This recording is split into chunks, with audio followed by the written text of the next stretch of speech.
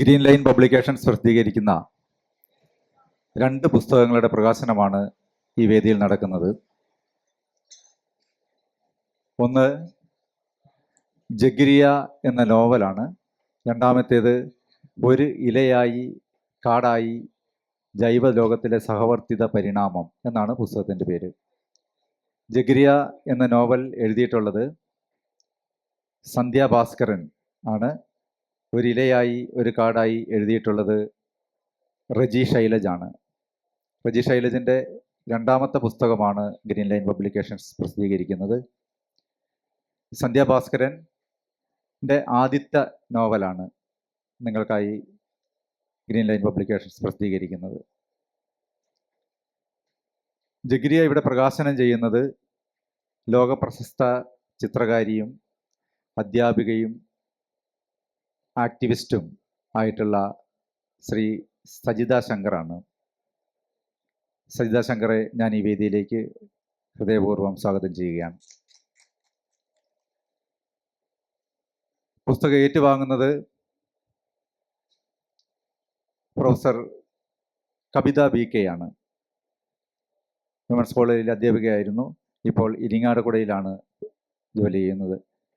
Doctor കവിത BKയെ ഞാൻ ഈ വേദിയിലേക്ക് സ്വാഗതം ചെയ്യുകയാണ്. റജി ശൈലജ എഴുതിയ ഒരു ഇലയായി ഒരു കാടായി ജൈവലോകത്തിലെ സഹവർത്തിത പരിണാമം എന്ന പുസ്തകം പ്രകാശനം ചെയ്യുന്നത് ശ്രീ അനിൽ വേങ്കോടാണ്. എഴുത്തുകാരനും സാംസ്കാരിക പ്രവർത്തനവുമായിട്ടുള്ള അനിൽ വേങ്കോടിനെ ഞാൻ ഈ വേദിയിലേക്ക് സ്വാഗതം ചെയ്യുകയാണ്. പുസ്തകം ഏറ്റുവാങ്ങുന്നത് സാംസ്കാരിക പ്രവർത്തനവും നിരൂപകനും ചിന്തകനും എഴുത്തുകാരനുമായിട്ടുള്ള ശ്രീ ഷിജു ഏലിയാസ് ആണ്. ഷിജു ഏലിയാസിനെ ഞാൻ ഈ വേദിയിലേക്ക് സ്വാഗതം ചെയ്യുകയാണ്. എഴുത്തുകാരായിട്ടുള്ള സന്ധ്യ ഭാസ്കരനെ ഈ വേദിയിലേക്ക് സ്വാഗതം ചെയ്യുന്നു. റജി ശൈലജിനെ സ്വാഗതം ചെയ്യുന്നു.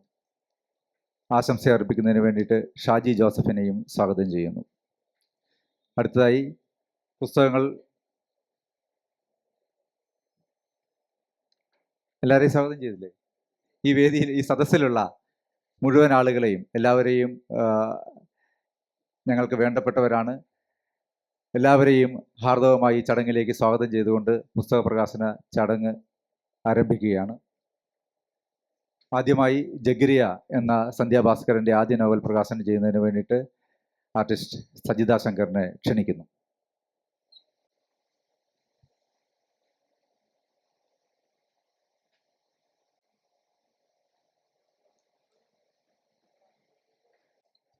അടുത്തത് ഒരു ഇലയായി കാടായി എന്ന പുസ്തകം പ്രകാശനം ചെയ്യുന്നതിന് വേണ്ടിയിട്ട് അനിൽ വേങ്കോടിനെയും ഏറ്റുവാങ്ങുന്നതിനായി ഷിജു ഏലിയാസിനെയും ക്ഷണിക്കുന്നു.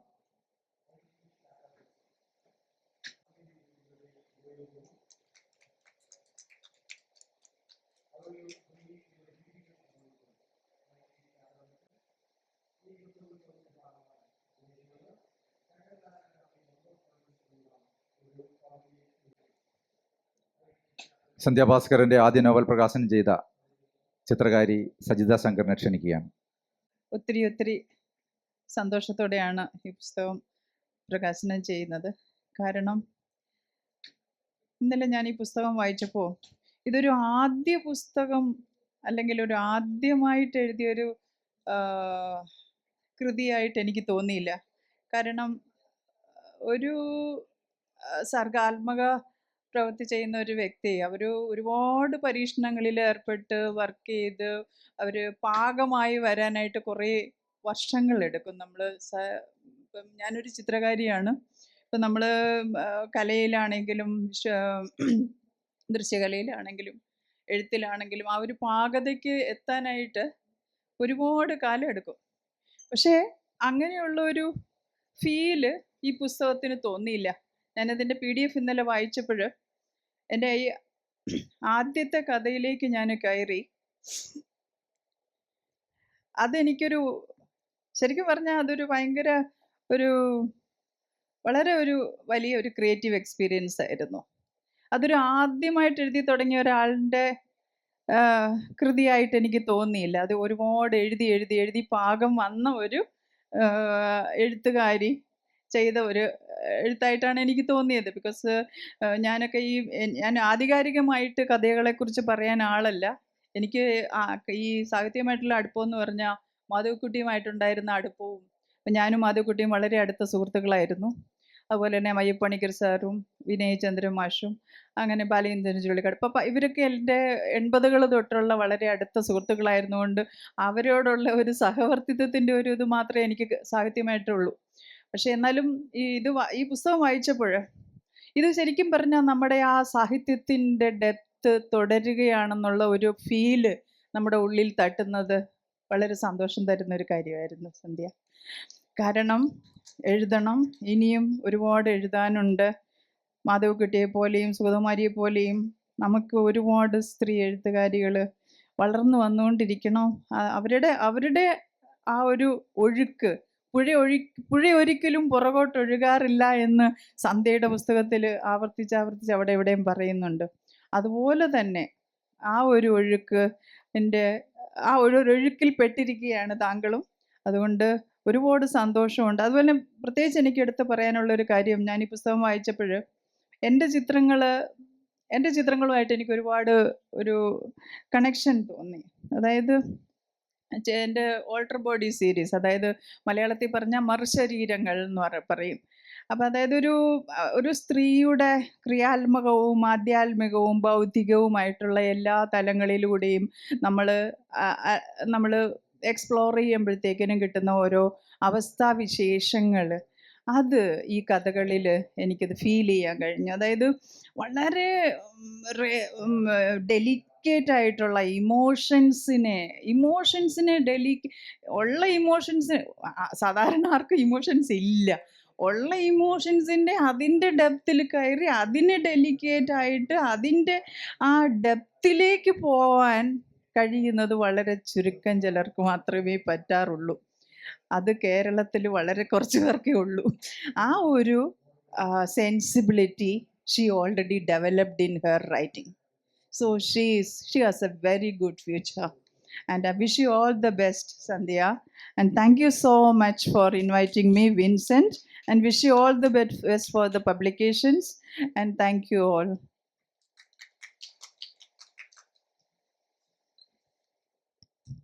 സജിതമ്മയുടെ ഇവിടെ പറഞ്ഞ ഓൾട്ടർ ബോഡീസ്, അതിനെ ആ ചിത്രത്തിൻ്റെ സീരീസ് ഞാൻ കാണുകയും അദ്ദേഹമായിട്ടൊരു ഇൻ്റർവ്യൂ നടത്തുകയും മുമ്പ് ചെയ്തിട്ടുണ്ട്. ഈ നോവൽ വായിച്ച സമയത്ത് ഈ പറഞ്ഞ കണക്ഷൻ എന്നിലുണ്ടാവുകയും അങ്ങനെ സജിത ശങ്കർ ഈ പുസ്തകം പ്രകാശനം ചെയ്യുന്നതായി ഏറ്റവും നല്ലതായിരിക്കുമെന്ന് തോന്നിയത് കൊണ്ടുകൂടിയാണ് ഈ വേദിയിലേക്ക് നമുക്ക് അദ്ദേഹത്തെ ക്ഷണിക്കാനായത്. തീർച്ചയായും കല രണ്ടല്ല, ചിത്രകലയായാലും നോവലായാലും മനുഷ്യൻ്റെ മനസ്സിനെ സംസ്കരിക്കാൻ ശേഷിയുള്ളതെല്ലാം ഒന്നിച്ചു വരും എന്നുള്ള ഒരു യാദൃശ്ചികത കൂടി ഞാൻ പങ്കുവെച്ചുകൊണ്ട് ഈ പുസ്തകം ഏറ്റുവാങ്ങിയ ഡോക്ടർ കവിത ബി.കെ ക്ഷണിക്കുകയാണ്.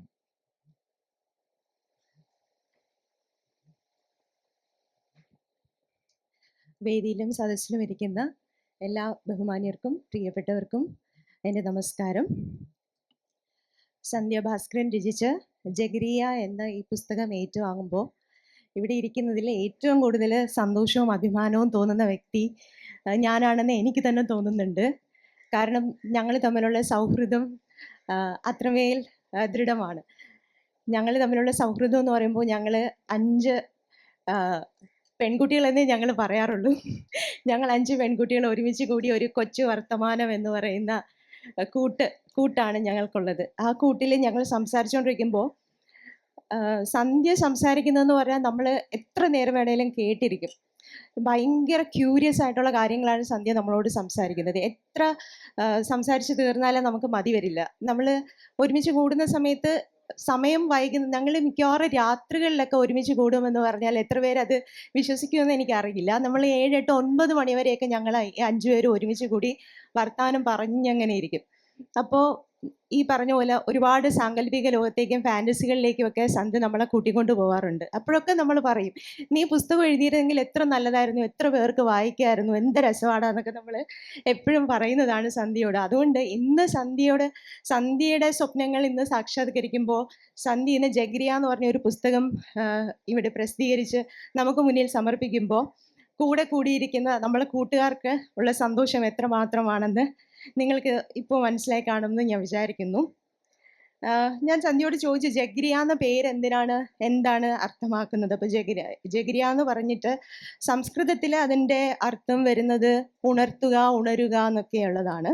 അപ്പോൾ സന്ധ്യനോട് പറഞ്ഞു ആലപ്പുഴയാണ് സന്ധ്യയുടെ വീട്. അപ്പോൾ ആലപ്പുഴ മുമ്പ് ജഗ്രിയ ബാസാർ എന്ന് പറഞ്ഞിട്ട് ഒരു ബാസാർ ഉണ്ടായിരുന്നു, അതിപ്പോൾ ഇല്ല, പണ്ട് ഒരു പക്ഷേ ഉണ്ടായിരുന്നവർക്ക് അറിയാം എന്നൊക്കെ പറഞ്ഞിരുന്നു. അപ്പോൾ ജഗരിയ എന്ന് പറയുന്ന ഒരു പട്ടണത്തിലേക്ക് സന്ധ്യ, ഒരു സാങ്കല്പികമാണെങ്കിലും അങ്ങനെ ഒരു പട്ടണത്തിലേക്ക് സന്ധ്യ നമ്മളെ ഈ നോവലിലൂടെ കൂട്ടിക്കൊണ്ടു പോവുകയാണ്. അങ്ങനെ കൂട്ടിക്കൊണ്ടു പോകുമ്പോൾ സാങ്കല്പികമാണെങ്കിലും ഇതിൽ കാണുന്ന ഓരോ കഥാപാത്രങ്ങളും നമ്മുടെ യഥാർത്ഥ ജീവിതവുമായി ചേർന്ന് നിൽക്കുന്ന ആൾക്കാരാണ്. അല്ലെങ്കിൽ അവർ നേരിടുന്ന പ്രശ്നങ്ങളും കൂടുതലും അവരുടെ ഇമോഷൻസ് ആണ് എനിക്കതിൽ കാണാൻ പറ്റുന്നത്. അതിൽ ഓരോ വ്യക്തികളുടെയും ഇമോഷൻസ് പറയുമ്പോൾ അത് നമ്മൾ ഓരോരുത്തരുടെയും ഇമോഷൻസ് ആയിട്ട് നമുക്ക് തോന്നാറുണ്ട്. പ്രത്യേകിച്ച് സ്ത്രീകൾക്ക്, പ്രത്യേകിച്ച് പെൺകുട്ടികൾക്ക് ഇത് കുറേയും കൂടെ റിലേറ്റ് ചെയ്യാൻ പറ്റുന്നതായിട്ട് എനിക്ക് തോന്നുന്നുണ്ട്. പ്രണയമായാലും വിപ്ലവമായാലും ഇതിനകത്ത് ക്ലാസ് കോൺഫ്ലിക്ട്സ്, അങ്ങനത്തെ ഒരുപാട് നമ്മുടെ കണ്ടംപററി ആയിട്ടുള്ള ഒരുപാട് കാര്യങ്ങൾ പ്രതിപാദിച്ചു പോകുന്ന ഒരു നോവല് തന്നെയാണ് ജഗരിയ എന്ന് പറയുന്ന സന്ധ്യ ഭാസ്കറിൻ്റെ ഈ നോവല്. അപ്പോൾ ഈ നോവലിൻ്റെ ഒരു ചെറിയ എനിക്ക് വായിക്കാൻ കുറച്ച് ഇഷ്ടമുള്ള ആളായതുകൊണ്ട് വായിച്ചപ്പോൾ എനിക്ക് ഇഷ്ടം തോന്നിയ ഒരു ചെറിയ ഭാഗം ഞാനൊന്ന് വായിക്കാം.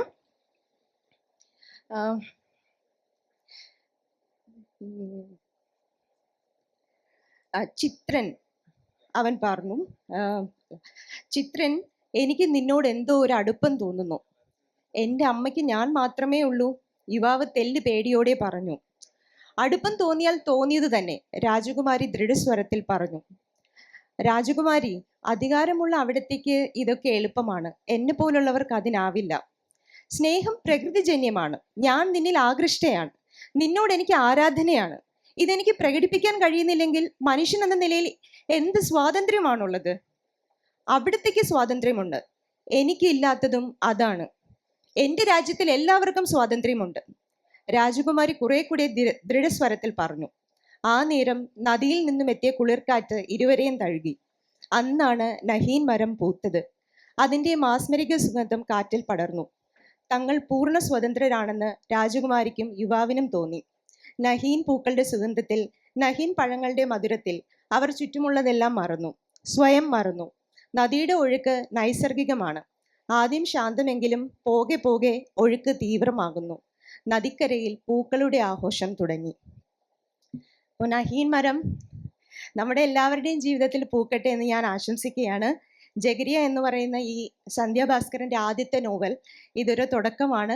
സന്ധ്യയ്ക്ക് ഇനി നമ്മളോട് ഒരുപാട് 100,000 കഥകൾ പറയാനുണ്ടാവും. അതെല്ലാം നമ്മളോട് പറഞ്ഞ് ഇങ്ങനെ പബ്ലിഷ് ചെയ്ത് ഇങ്ങനെ ഒരുപാട് പുസ്തകങ്ങൾ സ്വീകരിക്കാനാകട്ടെ എന്ന് ആശംസിച്ചുകൊണ്ട് നിർത്തുന്നു. നന്ദി. നോവലിസ്റ്റ് സന്ധ്യ ഭാസ്കറിനെ ക്ഷണിക്കുന്നു.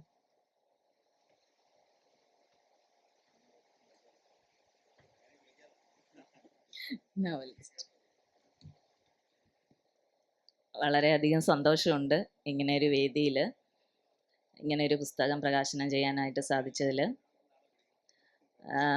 ഇതിലെനിക്ക് ഏറ്റവും സന്തോഷം തരുന്ന കാര്യം എന്താണെന്ന് വെച്ചാൽ, ഞാൻ ഒരു 10 കൊല്ലമേ ആയുള്ളൂ ആലപ്പുഴയിൽ നിന്ന് തിരുവനന്തപുരത്തേക്ക് എത്തിയിട്ട്. അപ്പോൾ തിരുവനന്തപുരത്ത് എത്തിയപ്പോൾ ഞാൻ കുട്ടികളെ കാണിക്കുന്ന ഡോക്ടർ എൻ്റെ അടുത്ത് ചോദിക്കുകയാണ്, സജിത ശങ്കർ, ആർട്ടിസ്റ്റ് സജിത ശങ്കറിൻ്റെ ആരെങ്കിലും ആണോ, അനിയത്തിയാണോ, റിലേറ്റീവ് ആണോ? അപ്പോൾ ഞാൻ പറഞ്ഞു, അല്ല, എനിക്കറിയില്ല ആരാണ്.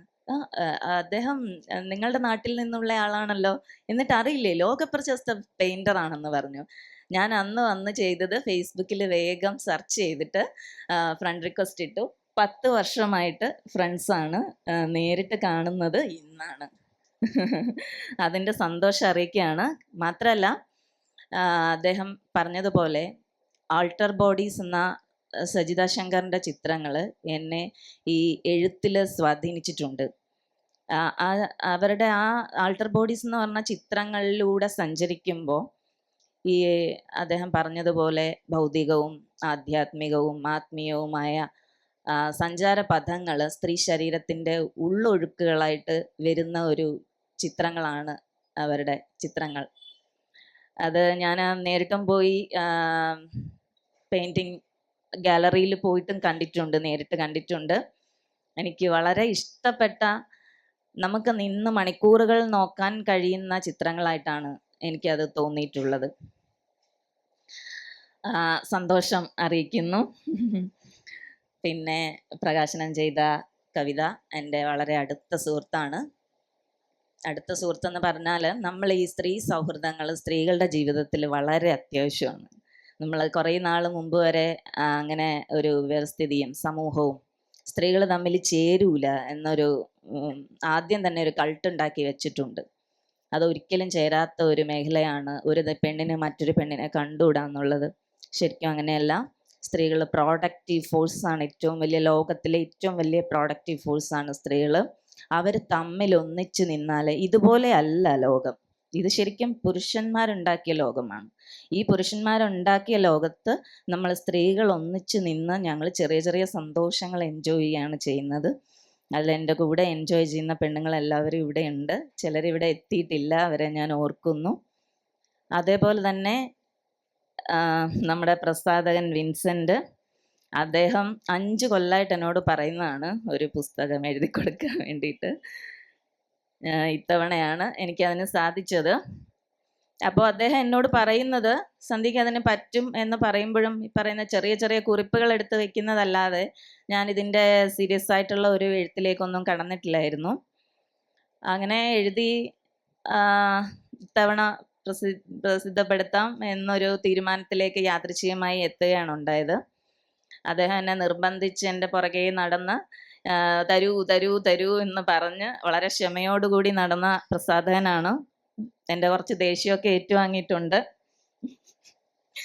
അത് ഞാനെങ്കിൽ ഈ വേദിയിൽ അങ്ങ് പറയുകയാണ്. അതേപോലെ തന്നെയാണ് ഷിജു എലിയാസ്, അദ്ദേഹം എൻ്റെ അടുത്ത സുഹൃത്താണ്. അനിൽ വേങ്കോട് മാഷിനെ പറ്റി പറയണമെന്നുണ്ടെങ്കിൽ അദ്ദേഹം സൈദ്ധാന്തിക കാര്യങ്ങളെ ഇത്രയും സ്വീറ്റായിട്ട് മധുരമായിട്ട് വിശദീകരിക്കുന്നതെന്നാണ് ഞാൻ പറയാറുള്ളത്. അത്ര എളുപ്പം നമുക്ക് മനസ്സിലാവുന്ന, ഞാനൊക്കെ ഒരു സൈദ്ധാന്തിക കാര്യങ്ങളൊക്കെ കേൾക്കുന്ന കൂട്ടത്തിൽ വളരെ പെട്ടെന്ന് നമുക്ക് ഈ ഗഹനമായ വാക്കുകളൊന്നും കണക്ട് ചെയ്യാൻ പറ്റത്തില്ല. പക്ഷേ അനിൽ മാഷ് പറഞ്ഞാൽ നമുക്കത് വളരെ ലഘുവായിട്ട് നമുക്ക് മനസ്സിലാവും. അതാണ് അദ്ദേഹത്തിൻ്റെ പ്രത്യേകത. അദ്ദേഹത്തിൻ്റെ മകനുമായിട്ടുണ്ടായ സൗഹൃദത്തിലൂടെയാണ് അദ്ദേഹത്തെ പരിചയപ്പെട്ടത്. അപ്പോൾ ഞാൻ ആ മകനോട് പറയും, അഭിനവിനോട് പറയും, നിന്റെ അച്ഛൻ്റെ ആരാധികയാണ് ഞാൻ. അദ്ദേഹത്തിൻ്റെ സംസാരം എത്ര മണിക്കൂറുകൾ കേട്ടിരുന്നാലും നമുക്ക് മതിയാവില്ല. പിന്നെ ഈ വേദിയിലുള്ളത് റജി, എൻ്റെ കൂട്ടുകാരനാണ്. ഷാജി ജോസഫ്, അദ്ദേഹം എൻ്റെ സുഹൃത്താണ്. സദസ്സിലുള്ള ജിതീഷ്, സുദർശൻ, നമ്മുടെ സഖാക്കൾ എല്ലാവരും ഉണ്ട്. എൻ്റെ പെണ്ണുങ്ങൾ ഇവിടെ ഉണ്ട്. ലക്ഷ്മി, ഷീജ, ഗീതു, പ്രിയങ്ക എത്തിയിട്ടില്ല. എൻ്റെ സഹപ്രവർത്തകർ ഇവിടെ ഉണ്ട്. എൻ്റെ വെൽവിഷേഴ്സ് ഉണ്ട്. എപ്പോഴും എന്നോട് എന്നെ എന്താ പറയുക, കൂടുതലായിട്ട് പ്രോത്സാഹിപ്പിക്കുന്ന എല്ലാവരും ഉണ്ട്. എൻ്റെ ഫാമിലി ഉണ്ട്. എല്ലാവർക്കും സന്തോഷം, നന്ദി അറിയിക്കുന്നു. നമസ്കാരം. എഴുത്തുകാരി പറഞ്ഞതുപോലെ ഇത് യാദൃശ്യമായിട്ട് എഴുതിയതൊന്നുമല്ല. കടുത്ത ഭീഷണിയുടെ മുന്നിൽ മുട്ടുമടക്കി എഴുതിയ നോവൽ തന്നെയാണ്. ബാക്കി കൂടുതൽ വിവരങ്ങൾ പറയുന്നില്ല. അടുത്ത പുസ്തകം കൂടി പ്രകാശനം ചെയ്ത നമ്മുടെ റജി ശൈലജിൻ്റെ ഒരിലയായി ഒരു കാടായി പ്രകാശനം ചെയ്ത ശ്രീ അനിൽ വെങ്കോടാണ്. ഞാൻ അനിൽ വെങ്കോടിനെ സ്വാഗതം ചെയ്യും, ക്ഷണിക്കുന്നു. പ്രിയപ്പെട്ടവരെ, റജിയും സന്ധ്യയും എൻ്റെ സഹോദര തുല്യരാണ്. രണ്ടുപേരുടെയും പുസ്തകം ഇറങ്ങുന്ന ഈ സന്ദർഭത്തിലുള്ള സന്തോഷം ആദ്യമേ പങ്കുവയ്ക്കുന്നു. സന്ധ്യയുടെ പുസ്തകം ഞാൻ വായിച്ചിട്ടില്ല, അതുകൊണ്ട് പുസ്തകത്തെക്കുറിച്ചൊന്നും പറയുന്നില്ല. ഒരു എഴുത്തുകാരിയുടെ ഭാവം തീരെ ഇല്ലാതെ അമങ്ങിയിരുന്ന് ഒരു പുസ്തകം വളരെ സൈലൻ്റായി കൊണ്ടുവന്നതിന് സന്ധ്യയ്ക്ക് എല്ലാ അനുമോദനങ്ങളും. റജിയുടെ പുസ്തകം ഒരിലയായി ഒരു കാടായി എന്ന പുസ്തകം ഒരു കവിതാ പുസ്തകത്തിൻ്റെ ടൈറ്റിലോടുകൂടി രാജേഷ് ചെയ്ത അതിമനോഹരമായൊരു കവറുമായിട്ടാണ് പുറത്തു വന്നിട്ടുള്ളത്. ഈ പുസ്തകത്തെക്കുറിച്ച് പറയാൻ ശ്രമിക്കുന്നില്ല ഞാൻ, കാരണം അത്ര വിശാലമായി പറയേണ്ടുന്ന ഒരു ഭൂമികയിലാണ് ഈ പുസ്തകം നിൽക്കുന്നത്. നമ്മുടെ മലയാള ചിന്തയുടെ, മലയാള ദൈക്ഷണിക ലോകത്തിൻ്റെ ഒരു പ്രധാന മേഖലയ്ക്ക് അടിസ്ഥാനമായി തീരേണ്ടുന്ന ഒരു ചിന്തയ്ക്ക് വളരെ പ്രാഥമികമായ ചില കാര്യങ്ങൾ പങ്കുവെക്കുകയാണ് ഈ പുസ്തകം ചെയ്തിട്ടുള്ളത്. അത്ര ഡീറ്റെയിൽ ആയി പറയേണ്ടതുണ്ട് ഈ പുസ്തകത്തെക്കുറിച്ച്. ഇതിൻ്റെ പുറകിൽ തന്നെ ചേർത്തിട്ടുള്ള 25ഓളം പുസ്തകങ്ങളുണ്ട് ഇതിൻ്റെ റെഫറൻസിൽ. 25 അതിലേറെ പുസ്തകങ്ങൾ റജിയുടെ കുറെ ഈ വായനാ ജീവിതത്തിനിടയിൽ വന്ന ഗംഭീരമായ ഒരു വായനയുടെ ചരിത്രം ഈ പുസ്തകത്തിലുണ്ട്. ഈ പുസ്തകം അഡ്രസ്സ് ചെയ്യുന്നത് നമ്മുടെ സാമൂഹിക ജീവിതത്തിൻ്റെ പരിവർത്തനത്തിന് ഉതകിയ ഊർജം എന്താണെന്ന് പരിശോധിക്കുകയാണ് ചെയ്യുന്നത്. അത് ആധുനികതയോടൊപ്പം പ്രബലമായിട്ടുള്ള ഒരു സിദ്ധാന്തം, നമ്മുടെ രാഷ്ട്രങ്ങളുടെയൊക്കെ നിർമ്മിതിക്ക് പിറകിൽ പ്രവർത്തിച്ചിട്ടുള്ള റൂസോയുടെയും തോമസ് ഹോബ്സിൻ്റെയൊക്കെ സിദ്ധാന്തങ്ങളുണ്ട്. അതിൽ പറയുന്നത് എല്ലാവരും പരസ്പരം യുദ്ധം ചെയ്യാൻ നിൽക്കുകയാണ് എന്നാണ്. അങ്ങനെ യുദ്ധം ചെയ്യാൻ നിൽക്കുന്ന മനുഷ്യരുടെ ഇടയിൽ നിന്ന് കുറച്ച് അധികാരത്തെ എടുത്ത് സ്റ്റേറ്റിനെ ഏൽപ്പിച്ചുകൊണ്ടാണ് സ്റ്റേറ്റ് ഒരു സോവറിൻ സ്റ്റേറ്റായി, പരമാധികാര രാഷ്ട്രമായി നിൽക്കുന്നത് എന്നാണ്. അതൊരു ബൈനറിയിൽ പരസ്പരം കൊല്ലുന്നു തിന്നാൻ നിൽക്കുന്ന തരത്തിൽ ലോകത്തെ വിഭജിക്കുന്ന ഒരു ബൈനറിയിൽ രൂപപ്പെട്ടതാണ്. ദ്വൈത ചിന്തയിലാണ് അത് ഉറച്ചിരിക്കുന്നത്. ക്യാപിറ്റലിസത്തിൻ്റെ അടിസ്ഥാന യുക്തി ദ്വൈതമാണ്. ആ യുക്തിയിലാണ് ഇത് നിൽക്കുന്നത്. അങ്ങനെ നിൽക്കുന്ന ഒരു ലോകത്തിൻ്റെതാണ് ഈ ലാഭേച്ഛയും ബാക്കി നടക്കുന്ന എല്ലാ ക്രൗര്യങ്ങളും. ഏറ്റവും ഒടുവിൽ വെനിസ്വലയിൽ കണ്ടത് അടക്കമുള്ള സർവവും ഈ യുക്തിയിൽ പണിതുറപ്പിച്ചതാണ്. അതല്ലാത്ത ഒരു മനുഷ്യ പരിവർത്തനത്തിൻ്റെ കഥയുണ്ട്. അത് ദീർഘകാലമായി അത് ദമിതമായി അടിയിൽ കിടക്കുകയാണ്. അതിനെ ഉയർത്തിക്കൊണ്ടുവരികയാണ് ചെയ്യുന്നത്. അതുകൊണ്ട് ഈ പുസ്തകം അതിൻ്റെ ശാസ്ത്രീയമായ വശങ്ങളെ അടിത്തറയിടുന്നു. അതിൻ്റെ ബയോളജിക്കൽ എവല്യൂഷൻ ഇതിനെക്കുറിച്ച് പറയുന്നുണ്ട്. എങ്ങനെയാണ് ചെറിയ ജീവികളിൽ, പ്രാണികളിലൊക്കെ ഉണ്ടാവുന്നത്, തേനീച്ചയുടെ സാമൂഹ്യ ജീവിതത്തെക്കുറിച്ച്, ചിത്രശലഭങ്ങളുടെ ജീവിതത്തെക്കുറിച്ച്, പലതരം സാമൂഹിക ജീവിതങ്ങൾ, ഇപ്പൊ വനത്തെക്കുറിച്ച്, ജിറാഫുകളുടെ ജീവിതത്തെക്കുറിച്ച്, ദിനോസറുകൾ അസ്തമിക്കുന്ന സാഹചര്യത്തെക്കുറിച്ചൊക്കെ ഇതിനകത്ത് പറയുന്നുണ്ട്. ഒരു സഹവർത്തിത്വത്തിൻ്റെ അന്തസ്ഥിതമായ ഇമ്മനൻ്റായ ഒരു പരിവർത്തന ഊർജത്തിൻ്റെ അടിസ്ഥാന ശാസ്ത്രം ഈ പുസ്തകം പറഞ്ഞു വയ്ക്കുന്നുണ്ട്. അങ്ങനെ പറഞ്ഞു വന്ന് ഒടുവിൽ ആധുനിക സാമ്പത്തിക ശാസ്ത്രത്തിലും രാഷ്ട്രീയ ചിന്തയിലും എത്തുകയാണ് ഈ പുസ്തകം ചെയ്യുന്നത്. അവിടെ നിന്ന് ആരംഭിക്കേണ്ടുന്ന ഒരു വലിയ തുടർച്ചയുണ്ട് എന്നുള്ളതാണ്. അത് ഒരുപക്ഷെ ദീർഘകാലമായി എന്നെ പോലുള്ള ആളുകളെ സ്വാധീനിക്കുന്ന രാഷ്ട്രീയ ചിന്തയാണത്. അതിൽ ഏറ്റവും പ്രധാനപ്പെട്ടത് 2 പുസ്തകങ്ങളുടെ കാര്യം ഞാൻ പറഞ്ഞത് അവസാനിപ്പിക്കാം. അതിൽ ഏറ്റവും പ്രധാനപ്പെട്ടത് ഴീൽ ദലേസ് എന്ന ഫ്രഞ്ച് ചിന്തകനും ഫെലിക്സ് ഗുത്താരിയും ചേർന്ന് എഴുതിയിട്ടുള്ള 1000 പ്ലേറ്റ്യൂഡ്സ് എന്ന് പറയുന്ന പുസ്തകമുണ്ട്. ഷിസോഫേണി ആൻഡ് ക്യാപിറ്റലിസം എന്ന സബ് ടൈറ്റിൽ വരുന്ന പുസ്തകം. അതിൽ അദ്ദേഹം ഡേവിഡ് ഹ്യൂമിൻ്റെ തത്വചിന്താ പരിസരത്തിൽ നിന്ന് എങ്ങനെയാണ് മനുഷ്യൻ ഈ യുദ്ധത്തിൽ, ഈ ബൈനറിയിൽ അല്ലാതെ മനുഷ്യനെ അതിവർത്തിച്ചത് എന്ന് പറയുന്നുണ്ട്. അതിൽ മാർസിൻ്റെതായ ഈ എൻസെമ്പിൾ ഓഫ് സോഷ്യൽ റിലേഷൻ എന്ന ആ സങ്കല്പത്തെയൊക്കെ ഗംഭീരമായി അദ്ദേഹം മുന്നോട്ട് കൊണ്ടുവരുന്നുണ്ട്. അത് ഒരു നവാദ്വൈത ചിന്തയാണ്. നമ്മുടെ നാട്ടിൽ ഗുരുവൊക്കെ പറയാൻ ശ്രമിച്ചിട്ടുള്ള ചിന്തയാണ്. അതിനൊരു പുതിയ തത്വചിന്താ പരിസരമുണ്ട്. ആ തത്വചിന്താ പരിസരത്തിൽ നിന്നും മാത്രമേ ഈ ആദറിനെ സൃഷ്ടിച്ചുകൊണ്ട് മുന്നോട്ട് പോകുന്ന ഫാസിസം പോലുള്ള രാഷ്ട്രീയ വ്യവസ്ഥിതികളെ നമുക്ക് നേരിടാൻ പറ്റുകയുള്ളൂ. ഇന്ത്യൻ അവസ്ഥയിൽ ഈ തത്വചിന്താ പരിസരത്തെ, ഗുരു മുന്നോട്ട് വച്ച ഈ തത്വചിന്താ പരിസരത്തെ, ഡേവിഡ് ഹ്യൂമിൽ നിന്ന് വരുന്ന ഈ തത്വചിന്താ പരിസരത്തെ, മാർസിൽ നിന്ന് വരുന്ന ഈ തത്വചിന്താ പരിസരത്തെ അതിൻ്റെ എല്ലാ ശാസ്ത്രീയ അടിത്തറയോടുകൂടിയും പുനഃപരിശോധിക്കേണ്ടുന്ന ഒരു കാലത്താണ് നമ്മൾ നിൽക്കുന്നത്. അതിന് ഗംഭീരമായ ഒരു തുടക്കമാണ് ഈ പുസ്തകം തരുന്നത്. ഇതിൻ്റെ രാഷ്ട്രീയ മാനങ്ങളെക്കുറിച്ച് സംസാരിക്കുന്നതിന് വലിയ സദസ്സുകൾ ഉണ്ടായിത്തീരുമെന്നാണ് ഞാൻ പ്രതീക്ഷിക്കുന്നത്. ഇപ്പം ഇത്ര മാത്രമേ പറയുന്നുള്ളൂ. 2 പേർക്കും എൻ്റെ അനുമോദനങ്ങൾ. നമസ്കാരം. അടുത്തതായി പുസ്തകം ഏറ്റുവാങ്ങിയ ഷിജു എലിയാസ്. എല്ലാവർക്കും നമസ്കാരം. വളരെ കുറച്ച് മാത്രമേ പറയുന്നുള്ളൂ.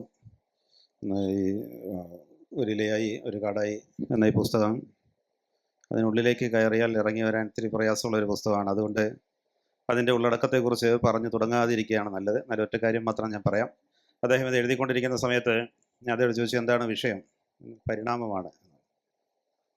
അപ്പോൾ പിന്നീട് വിശദമായി ഇങ്ങനെ പറഞ്ഞു വരുമ്പോഴാണ് അതിൻ്റെ വിഷയം പരിണാമമല്ല, മനുഷ്യവംശത്തിൻ്റെ നിലനിൽപ്പാണ്. പരിണാമത്തെക്കുറിച്ച് പറഞ്ഞു തുടങ്ങി അത് എങ്ങനെയാണ് ഈ മനുഷ്യവംശത്തിൻ്റെ നിലനിൽപ്പിനും പുരോഗതിക്കും ആധാരമാകുന്ന ഒരു തത്വചിന്തയായി, ഒരു ആശയ പദ്ധതിയായി വികസിക്കുന്നത് എന്നുള്ള ഒരു ആ രീതിയിലുള്ള ഒരു ഗവേഷണത്തിൽ നിന്നുള്ള അനുഭവങ്ങളുടെയും കണ്ടെത്തലുകളുടെയും ഒരു അതിഗംഭീരമായ അവതരണമാണ് ഈ പുസ്തകത്തിൽ കാണാൻ കഴിയുന്നത്. ഇതിലൊരു ഡയലക്റ്റിക്സ് ആണ് ഇത്. പ്രധാനമായിട്ടും പ്രകൃതിയുടെ ഒരു ഡയലക്റ്റിക്സ് പരിശോധിക്കുന്നു. അത് ഒരു വശം മാത്രമേ നമ്മൾ കാണുന്നുള്ളൂ, സംഘർഷം ഉണ്ട്, അതിനപ്പുറത്ത് സമന്വയമുണ്ട്, അല്ലെങ്കിൽ സഹകരണമുണ്ട്. ഇത് രണ്ടും കൂടി ചേരുന്ന സമയത്തെ ഡയലക്റ്റിക്സ് വരുന്നുള്ളൂ. ഇതിൽ ഒന്ന് പ്രധാനമായും നിലവിലുള്ളതിൻ്റെ നാശത്തിലേക്ക് നയിക്കുമ്പോൾ അതിൻ്റെ രണ്ടാമത്തെ വശം അതിന് സമാന്തരമായി മറ്റൊന്നിൻ്റെ ഉയർച്ചയിലേക്ക് നയിക്കും. ഇത് രണ്ടും കൂടെ ചേരുന്നതാണ് പ്രകൃതിയെ സംബന്ധിച്ചും മനുഷ്യനെ സംബന്ധിച്ചും സമൂഹത്തെ സംബന്ധിച്ചും ഒക്കെയുള്ള ഒരു വൈരുദ്ധ്യാത്മകമായ ഒരു സമഗ്ര കാഴ്ചപ്പാട് എന്ന് പറയുന്നത്. ഈ ഒരു വശം മാത്രം, അതുകൊണ്ടാണ് നമുക്ക് എപ്പോഴും സമരം ചെയ്ത് പൊളിക്കാൻ മാത്രം തോന്നുന്നതും ഒരുമിച്ച് നിന്ന് ഒരു കാര്യം വിജയിപ്പിക്കുക എന്ന ചിന്തയിലേക്ക് നമുക്ക് എത്താൻ കഴിയാതെ പോകുന്നതും. അതുകൊണ്ട് ഏതൊരു സ്പീഷീസും പരസ്പരം സഹകരിച്ചുകൊണ്ടാണ് അതിജീവിക്കുന്നതും വളരുന്നതും. ഒരു പക്ഷേ എനിക്ക് തോന്നുന്നു ഈ സ്വയം തമ്മിൽ തല്ലി ഇല്ലാതാകുന്ന ലോകത്തിലെ ഒരു സ്പീഷീസ് മനുഷ്യനായിരിക്കും. അതുകൊണ്ട് ഈ തത്വചിന്ത മനുഷ്യനിലേക്ക്, മനുഷ്യൻ്റെ നിലനിൽപ്പിൻ്റെ ആധികളിലേക്ക്, അതിൻ്റെ ഉത്കണ്ഠകളിലേക്ക് സഹകരണത്തിലൂടെ വികസിപ്പിക്കുന്ന അതിജീവനത്തിൻ്റെ സാധ്യതകളിലേക്കാണ് വികസിക്കുന്നതെന്ന് മാത്രമേ ഞാൻ ഈ പറയാൻ ഉദ്ദേശിക്കുന്നുള്ളൂ. രണ്ടാമത്തെ എൻ്റെ പ്രിയപ്പെട്ട സുഹൃത്ത് സന്ധ്യാഭാസ്കരൻ്റെ ജഗിരിയ എന്ന പുസ്തകം, അത് അദ്ദേഹത്തെ ഭീഷണിപ്പെടുത്തി എഴുതിച്ചതിൽ ബഹുമാനപ്പെട്ട വിൻസെൻ്റ് പീറ്ററിന് വലിയ പങ്കുണ്ട് എന്ന് പറഞ്ഞു. അതേസമയം അദ്ദേഹത്തെ പ്രകോപിപ്പിച്ച് എഴുതിച്ചതിൽ എനിക്ക് ഒരു പങ്കുണ്ട്. അത് പറയാത്തതായിരിക്കും. നിനക്ക് എഴുതാൻ പറ്റില്ല, നീ ഒന്ന് എഴുതി കാണിക്കുക എന്ന് പറഞ്ഞ് വെല്ലുവിളിച്ച് ദേഷ്യം പിടിച്ച് ഒരു പക്ഷേ ഇതിൻ്റെ എഴുത്തിന് ആ രീതിയിലൊരു പ്രേരണയായിട്ടുണ്ടാകും. അത് നാളെ അദ്ദേഹത്തിന് മനസ്സിലാകുമെന്നാണ് ഞാൻ വിചാരിക്കുന്നത്. അതിഗംഭീരമായ ഒരു ദാർശനികമായ ഉള്ളടക്കമുള്ള ഒരു പുസ്തകമാണ്. അതിനെക്കുറിച്ച് തന്നെ ഒരുപാട് സമയം നമുക്ക് സംസാരിക്കേണ്ടി വരും. ഇവർ രണ്ടുപേരും ഒരേ വീട്ടിലാണ് താമസിക്കുന്നത് എന്നുള്ളതാണ് എനിക്ക് അത്ഭുതം. ഇത്ര പ്രതിഭാശാലികളായി, ഇത്രയ്ക്ക് സർഗാത്മകരായ രണ്ടുപേർ എങ്ങനെയാണ് ഒരു കൂരയ്ക്ക് കീഴിൽ ഒരുമിച്ച് താമസിക്കുന്നത് എന്നുള്ള എൻ്റെ ഒരു അത്ഭുതം കൂടി നിങ്ങൾക്ക് മുന്നിൽ പങ്കുവെച്ചുകൊണ്ട് രണ്ടുപേർക്കും എല്ലാ ആശംസകളും നേർന്നുകൊണ്ട് ഇനിയും അതിഗംഭീരമായ രചനകൾ ഇരുവരുടെയും ഭാഗത്തു നിന്നുണ്ടാകണമെന്ന് എൻ്റെ ആഗ്രഹം കൂടി പങ്കുവെച്ചുകൊണ്ട് ഞാൻ നിർത്തുന്നു. നന്ദി, നമസ്കാരം. അടുത്തതായി റജി ശൈലജനെ ക്ഷണിക്കും. എല്ലാവർക്കും നമസ്കാരം. വളരെ സന്തോഷമുണ്ട് ഇത്തരമൊരു പ്രകാശന ചടങ്ങിൽ എല്ലാവരും, എൻ്റെ സ്നേഹിതരെല്ലാവരും വന്നതിൽ. ഈ പുസ്തകം എനിക്ക് എഴുതാൻ പ്രേരണയായത് എൻ്റെ വളരെ കാലമായിട്ടുള്ളൊരു വായനയുടെ അനന്തരഫലമാണ്. അതായത് സാധാരണ നമ്മൾ പരിണാമ ശാസ്ത്രത്തെക്കുറിച്ച് പറയാറുണ്ടല്ലോ, ക്ലാസിക്കൽ ഡാർവീനിയൻ വീക്ഷണമാണ്. അതിൽ ഡാർവിൻ പറഞ്ഞിട്ടുള്ളത് നിലനിൽക്കുന്നതിന് അർഹതയുള്ളത്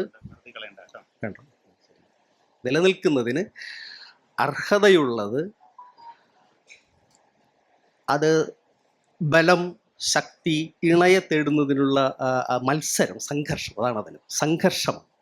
അപ്പം ബലവാൻ അതിജീവിക്കുന്നു, ഫിറ്റസ്റ്റ്, അർഹതയുള്ളവൻ അതിജീവിക്കുന്നു എന്നുള്ളതാണ് നമുക്ക് ക്ലാസിക്കൽ ഡാർവീനിയൻ വീക്ഷണം. പക്ഷേ അതിനും അപ്പുറത്തേക്ക് ഈ പരിണാമ ജീവശാസ്ത്രം വികസിച്ചിട്ടുണ്ട്. ഇപ്പോൾ സ്റ്റീഫൻ ജെ ഗോൾഡ് വരെയുള്ള മാർക്സിസ്റ്റ് ജീവശാസ്ത്രജ്ഞന്മാർ എന്നറിയപ്പെടുന്ന ആളുകൾ. അപ്പോൾ അവരുടെയൊക്കെ രചനകളെ നമ്മൾ പരിചയപ്പെട്ടപ്പോഴാണ് ഇതല്ലല്ലോ, ഇതിലേക്കും മാറി. ഈ ഡാർവിൻ തന്നെ പറഞ്ഞിട്ടുണ്ട്, ഡാർവിൻ്റെ ആദ്യത്തെ ഒറിജിനൽ സ്പീഷീസിന് ശേഷമുള്ള ഡിസെൻറ്റ് ഓഫ് മാൻ എന്ന് വെച്ചാൽ മനുഷ്യൻ്റെ ആഗമനം എന്ന ആ പുസ്തകത്തിൽ തന്നെ ഈ സഹകരണത്തിൻ്റെ ഒരു തലം, ജീവജാതികൾ അതിജീവിക്കുന്നതിൽ സഹകരണത്തിൻ്റെ ഒരു തലം അദ്ദേഹം ഊന്നി പറഞ്ഞിട്ടുണ്ട്. അപ്പം അതുകൊണ്ടാണ് ഞാൻ ഈ മനുഷ്യവംശം താരതമ്യേന ദുർബലമായ ഒരു ജീവജാതിയാണ് മനുഷ്യൻ. ഒരു മനുഷ്യ ശിശുവിനെ സംബന്ധിച്ചിടത്തോളം അവന് ഒരു 2 വർഷം 3 വർഷത്തോളം നമുക്ക് പരിചരിക്കേണ്ടി വരും. അല്ലെങ്കിൽ അവനെ അതിജീവിക്കില്ല, സഹായം ആവശ്യമുണ്ട്. മറ്റെല്ലാ ജീവികളും വളരെ പെട്ടെന്ന് തന്നെ അത് സ്വയം നിലനിൽക്കുമ്പോൾ, അല്ലെങ്കിൽ മറ്റ് മുല കുടിക്കുന്നതിനോ അല്ലെങ്കിൽ മറ്റൊന്ന് തീറ്റ തേടുന്നതിനോ ഒക്കെ പോകുമ്പോൾ മനുഷ്യനെ സംബന്ധിച്ചിടത്തോളം മനുഷ്യന് വളരെ ദുർബലനാണ്. അങ്ങനെയുള്ള ഈ ദുർബലനായ ഒരു ജീവജാതി ഏത് ജൈവ സ്വഭാവമാണ്, പരിണാമത്തിൽ ഏത് ജൈവ സ്വഭാവമാണ് അതിജീവിക്കുവാൻ പ്രേരിപ്പിച്ചത് എന്നുള്ളൊരു ചിന്തയാണ് നമുക്ക് ഈ പുസ്തകത്തിൻ്റെ രചനയായിട്ട് തീർന്നത്. കാരണം അത് സഹകരണം എന്ന് പറയും, കോപ്പറേറ്റീവ് എന്നാണ്. വേട്ടയാടാൻ പോകുമ്പോൾ ഒരുമിക്കുന്നു, പിന്നെ എല്ലാവരും കൂടി ഒരു മനുഷ്യ ശിശുവിനെ ഗോത്രമായി പറ്റം ചേർന്നിരിക്കുന്ന കാലത്തെ അവർ പരിഗണിക്കുന്നു. പിന്നീട് നേഷൻ സ്റ്റേറ്റുകൾ ഉണ്ടാകുന്നു. ഇതിന് മറുവശവുമുണ്ട്. പറ്റം ചേരുമ്പോൾ ആ പറ്റത്തോട് കൂറും മറുപറ്റത്തോട് വിദ്വേഷവും യുദ്ധങ്ങളും ഉണ്ടാവും. അതാണ് ഈ പറഞ്ഞ വൈരുദ്ധ്യാത്മകത എന്ന് പറയാം. ഒരു സംഘർഷം മറുവശവും ഉണ്ടാവും. പക്ഷേ സഹകരണം വളരെ പ്രധാനപ്പെട്ട ഒരു കാര്യം. അതുകൊണ്ട് തന്നെ മനുഷ്യവംശത്തെ സംബന്ധിച്ചിടത്തോളം സഹകരണാത്മകമായൊരു സമൂഹത്തിലൂടെ മാത്രമേ മുന്നോട്ട് പോകാനുള്ള, എല്ലാവരും ഓരോരുത്തരും എല്ലാവർക്കും വേണ്ടിയും നിലനിൽക്കുന്നൊരു ദാർശനിക സിദ്ധാന്തം, അത് നമ്മൾ നെഞ്ചേറ്റിക്കൊണ്ട് മാത്രമേ ലോകത്തിന് മുന്നോട്ട് പോകാനാവൂ എന്നുള്ളതാണ് ഞാൻ വിശ്വസിക്കുന്നത്. ഈ പുസ്തകം നിങ്ങൾ വായിക്കണം, അഭിപ്രായം പറയണം എന്ന് മാത്രം പറഞ്ഞുകൊണ്ട് ആശംസ അർപ്പിക്കുന്നതിന് വേണ്ടി പ്രിയ സുഹൃത്ത് ഷാജി ജോസഫിനെ ക്ഷണിക്കുകയാണ്.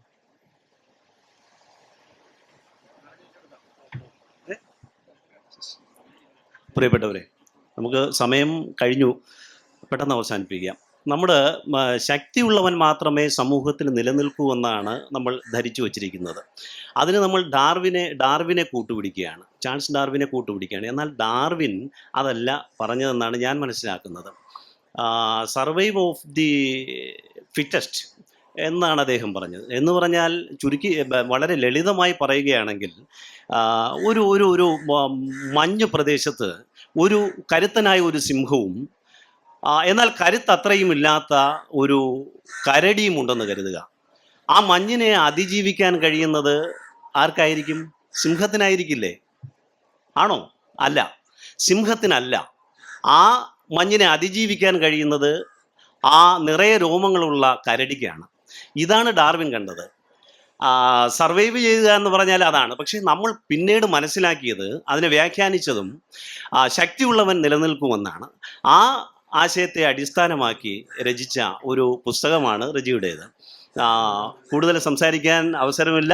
അതുകൊണ്ട് തന്നെ എൻ്റെ പ്രിയപ്പെട്ട രജിക്കും പ്രിയപ്പെട്ട സന്ധിക്കും എല്ലാവിധ ആശംസകളും നേർന്നുകൊണ്ട് നിർത്തുന്നു. നന്ദി.